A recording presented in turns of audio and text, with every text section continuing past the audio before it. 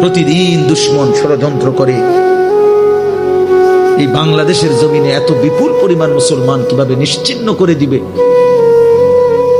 ওইখান থেকে হিন্দুত্ববাদীরা হুঙ্কার ছাড়ে আমাদেরকে উড়াইয়ে দিবে,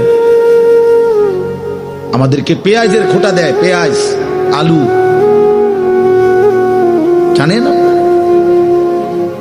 ইন্ডিয়া থেকে আমাদেরকে ধমক দিচ্ছে, আমাদের পেঁয়াজ বন্ধ করে দিবে, আলু বন্ধ করে দিবে। পেঁয়াজ তার আব্বার, আলু তার আব্বার, হ্যাঁ আলু তোর বাপের বেটা।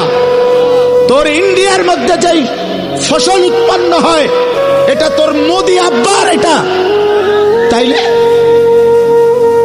তো আমাদেরকে ধমক দেশ, পেঁয়াজ বন্ধ করে দিবে, আলু বন্ধ করে দিবে, চিকিৎসা বন্ধ করে দিবে, হসপিটালে যাইতে দিবে না,